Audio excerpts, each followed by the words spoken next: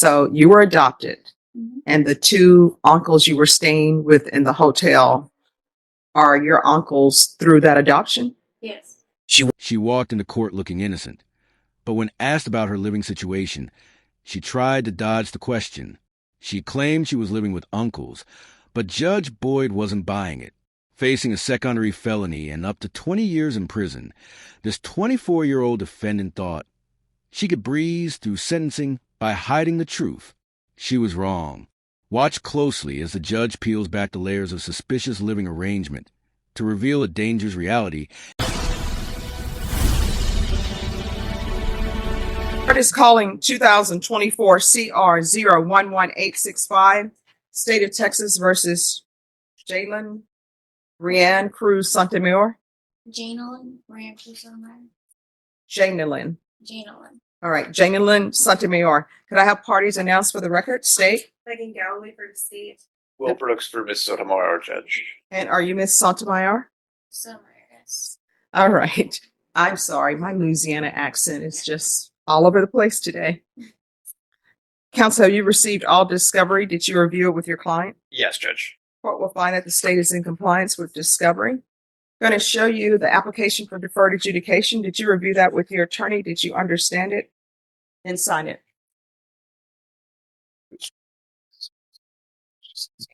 Oh. Yes. All right. Did you review the true bill of indictment with your attorney? Did you understand it? Counsel, do you waive the reading of the indictment? Yes, we do, Judge. State, are you proceeding on the indictment as presented? Yes, Your Honor. Did you review the court admonishments with your attorney? Did you understand it? Did you sign it in all the appropriate places? Yes. Did you understand you're charged with possession of a controlled substance, penalty group 1, 4 to 200 grams? That's a second-degree felony. Range of punishment is anywhere from 2 to 20 years in prison and up to a $10,000 fine. Did you understand? If you have a plea with the state, the court does not have to follow your plea. If for any reason the court does not follow your plea and gives you more than you bargained for, the fact that you entered a plea will not be used against you, and you will be allowed to withdraw your plea. Did you understand? Yes. You have a right to jury trial, a right for you or your attorney to cross-examine and confront any witnesses the state will call in, the right to remain silent. Did you understand? By entering this plea, you are giving up those rights. Did you understand? And did you intend to give up those rights and enter into a plea in this case? Yes. All right. Did you understand if the court were to grant your application for deferred adjudication, if for any reason your deferred adjudication were revoked, the court could find you guilty and sentence you up to 20 years in prison and up to a $10,000 fine? Yes. Counsel, has your client been able to provide you with any defenses? Yes, Your Honor. Do you believe she has a rational as well as a factual understanding of the charges against her? I do, Judge. Do you believe she's currently competent and was legally sane at the time of the offense? Yes, Your Honor. Ms. Sotomayor, has anyone threatened you, coerced you, or placed you in fear to get you to enter this plea? Anyone promised you anything other than the plea? Are you satisfied with the way you've been represented? Are you a U.S. citizen? Court will find that the defendant has knowingly and voluntarily waived her right to jury trial. Did you review the plea bargain page with your attorney? Did you understand it? Yes. According to the plea, there's a $2,000 fine. State recommends deferred adjudication. They're taking in consideration 2024 PF 13382. Did you understand that to be the plea? Defense is at the plea? Yes, it is, Judge. State is at the plea. Yes, Your Honor. Did you review the waiver of appeal paragraph with your attorney? Did you understand it and sign it in both places? Yes. Did you understand by signing that you're waiving your right to appeal? The only items that can be appealed are written pretrial motions that have been filed, heard, and ruled upon by the court. Did you understand? Yes. Counsel, are there any such motions? No, Judge. Outside the agreement, the state is recommending that your deferred adjudication be for a term of 5 years. There be a TAP evaluation, 125 hours of community service restitution, no contact with 1129 Austin Highway, 78209.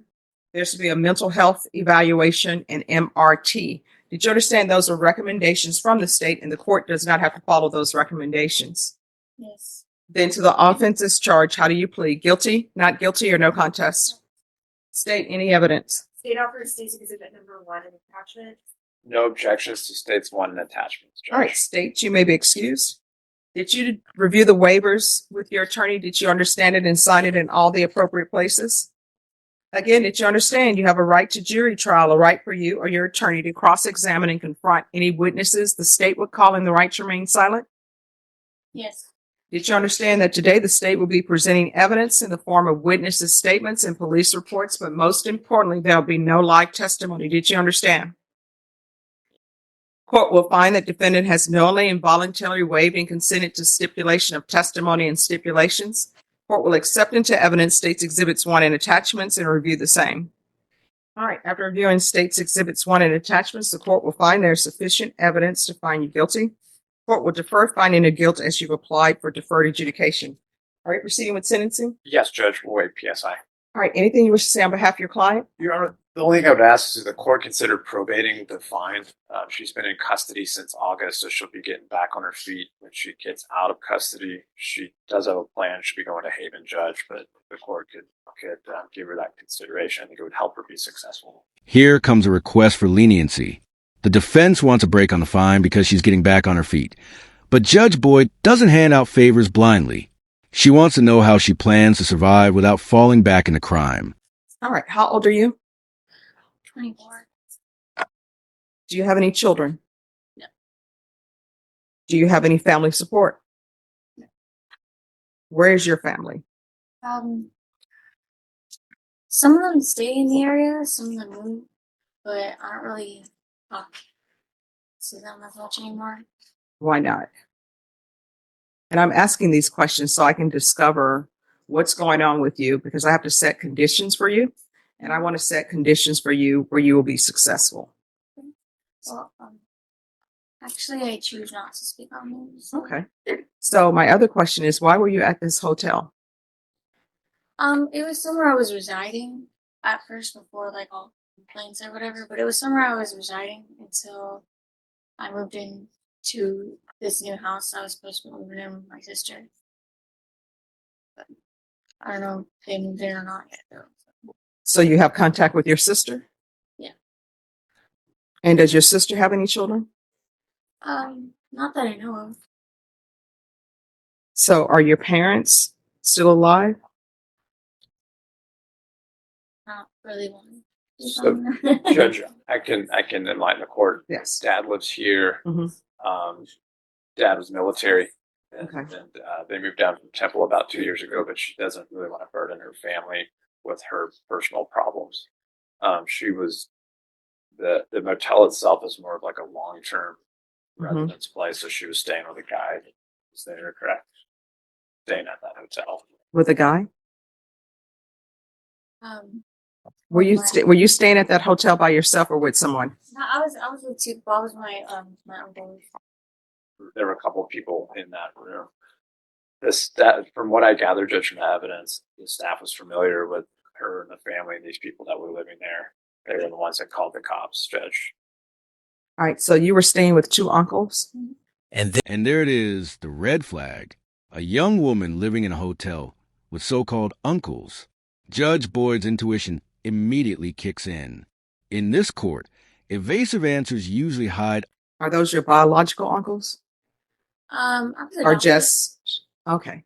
so no, just like So are they your adopted uncles or no? I'd say Well, I mean, either they are or they're not. they are. Okay, so you were adopted, Mhm. and the two uncles you were staying with in the hotel are your uncles through that adoption? Yes. I don't know the answer to that one, Judge.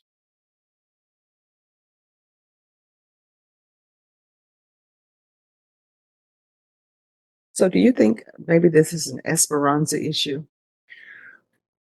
Because I'm concerned with the two uncles.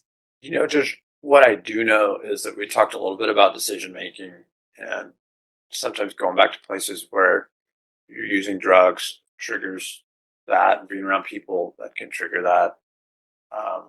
I didn't gather that there was any sort of trafficking situation going on, Judge. I do know that she's to have no contact with this area as a condition of the probation if the judge should choose to follow our bargain. When's the last time you were employed?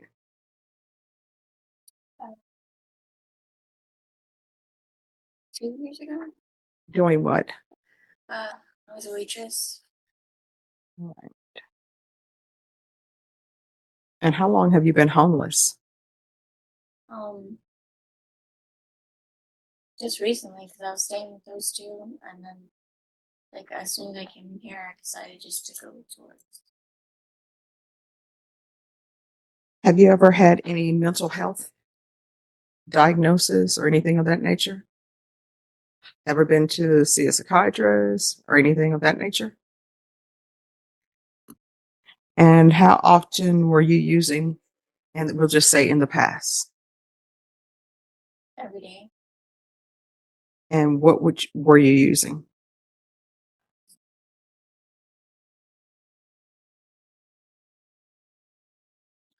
Okay. And when you were in the hotel, was that part of what maybe caused all of this, the drug use? No. Okay. Not at all. All right. And how far did you go in school? I graduated. All right. So what is your dream job?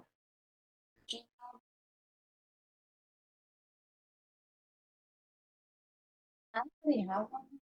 I mean, if you have to work, if you're not independently wealthy, where would you like to work? No, honestly, anywhere. All right. So here's the thing. While you're on probation, I want you to think about what your dream job is. Because unless we're independently wealthy, we're going to have to work unless we find somebody who chooses to support us not working. And people always say, if you can earn money at your job and enjoy it, that's a great life to have. So I'm going to want you to discover what's a job you would enjoy that you can earn a living at. You understand? All right. Court will sentence you to a $2,000 fine. That will be probated. 40 years deferred adjudication. Proof of employment within 90 days. There's to be no employment as a home health care provider or with minors. No unsupervised contact with minors. There's to be no contact with 1129 Austin Highway, San Antonio, Texas 78209. And let me see what the name of that location is.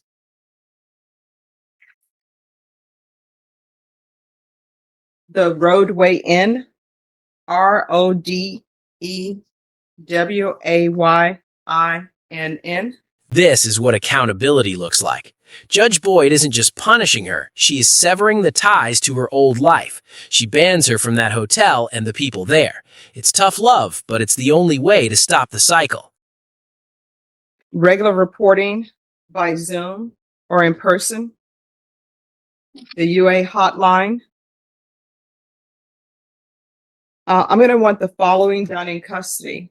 A referral to Esperanza Court. And if we could do that in this order, referral to Esperanza Court, and then felony drug court. And if we could do a MIC evaluation. And is there some place that could help her with housing? Because I'm concerned about whoever these two uncles are. Would it just be Haven? For now. All right, Haven for Hope. And there'll be 200 hours of community service restitution. I'll waive the 200 hours if she obtains some sort of trade school certificate, or if she attains some higher level of education. Field visits one time per month until further notice. And take in consideration 2024 PF 13382. I don't feel as though this is an MRT issue. Does probation, do you think this is a moral recognition therapy situation? I'm not aware. Okay. Yeah, I don't think that's the case. I think it's a homeless issue, drug issue. She's adopted issue. and then living with some two uncles at a hotel. I think those are the issues. All right. Is there anything else she needs? All right. Is there anything else you need from the court to be successful? No. All right. Did you review the document entitled Trial Court Certification of Defendant's Rights to Appeal with your attorney? Did you understand it and sign it? All right. Because this is a plea bargain agreement, because I followed your plea bargain agreement, and because you waive your right to appeal, you do not have the court's permission to appeal. Do you understand? Yes. All right. We can go off the record. In this court, to be successful, make sure that you stay in contact with probation. If you feel like that you can't reach them or something else is coming up, you can always come back to court. Your attorney wants you to be successful. The state wants you to be successful. I want you to be successful. Okay? All right. Good luck to you. Thank you. You're welcome. Judge Boyd saw right to the lies about the adopted uncles. She realized this defendant wasn't just a criminal. She was likely a victim of her own bad decisions and dangerous company. The verdict? For years of deferred adjudication, but with strict strings attached. The judge ordered her away from that hotel and demanded she get a real job, not just depend on the kindness of strangers. So, here's the question for you. Do you think the judge was too intrusive by digging into her personal living situation? Or did Judge Boyd just save this woman from her so-called adopted uncles?